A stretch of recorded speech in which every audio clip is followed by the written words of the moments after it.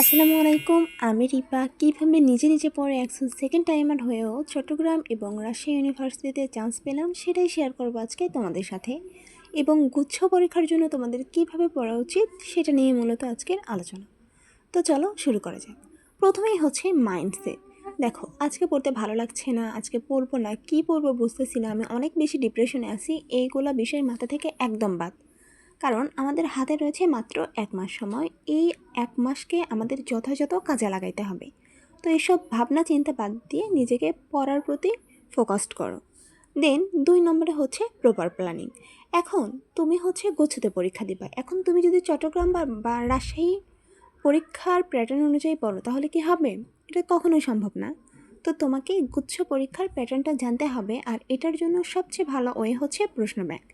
প্রশ্ন ব্যাংক ভালো করে পড়বা এবং সবচেয়ে বেশিবার আসা প্রশ্নগুলো একটা খাতায় নোট করে নিবা এবং সেগুলোই বেশি বেশি পড়বা।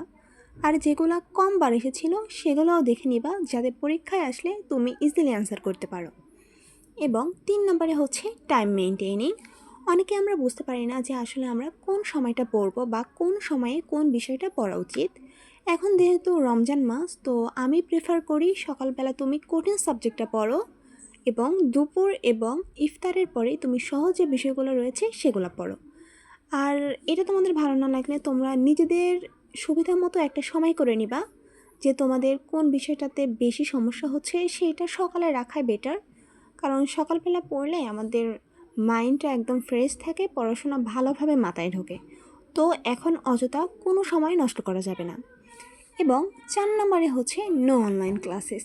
অনেকে দেখবা নতুন করে বিভিন্ন অনলাইন ক্লাসে ভর্তি হবা গুচ্ছের জন্য।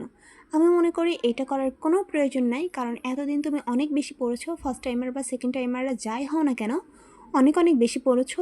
তো তোমার নতুন করে গুচ্ছের এক্সাম ব্যাচে ভর্তি হওয়ার কোনো প্রয়োজনই নাই। এই 2-3 ঘন্টা সময়টা তুমি নিজেকে দাও, দেখবা যে ওইখানে ক্লাস করে তোমার যা হয়তো তার থেকে তুমি অনেক ভালো একটা কামব্যাক পাবা। কারণ ক্লাস করে কিচ্ছু হবে না যদি তুমি নিজে না পড়ো। আর ওই 2-3 ঘন্টা ক্লাস করতে গিয়ে তুমি হচ্ছে নিজে যেটা পড়তা ওই সময়টা তুমি হারাই ফেলতেছো। কিন্তু তুমি চাইলে এক্সাম বেসে ভর্তি হইতে পারো, যে নিজে নিজে পড়ে এক্সাম দিয়ে দেখলা যে তোমার কীরকম কী প্রোগ্রেস হচ্ছে। তো নো অনলাইন ক্লাসেস। এবং 5 নম্বরে সবচেয়ে গুরুত্বপূর্ণ যেটা, নিজের উপর বিশ্বাস রাখা। এখন তুমি ধরো অনেক বেশি ডিপ্রেশনে আছো, তোমার পড়তে ভালো লাগছে না, তুমি হচ্ছে ভাবতেছো যে আমার দ্বারা কিচ্ছু হবে না। তো এগুলো যদি ভাবতে থাকো তোমার পড়াশোনা কিচ্ছু হবে না এবং পড়াশোনার উপর খুব বাজে একটা ইফেক্ট পড়বে। তো আমি বলবো যে সব সময় তোমার পজিটিভ থাকতে হবে, এবং পজিটিভ থাকলে তোমার ভাবনা চিন্তাগুলো পজিটিভ হবে এবং পড়াশোনার তোমার একটা ইফেক্টফুল অবস্থানে আসবে, যে তোমার পড়তে ভালো লাগবে। আর এটা মনে রাখবা, তুমি ফার্স্ট টাইমার বা সেকেন্ড টাইমার যাই হও না কেন তোমার গুচ্ছ কিন্তু লাস্ট চান্স। আর যারা সেকেন্ড টাইমার রয়েছে তাদের জন্য কিন্তু এটা হচ্ছে শেষ সুযোগ, এরপরে তোমরা সুযোগটা পাবা না। তো এই সময়টাকে সর্বোচ্চটা কাজে লাগাও।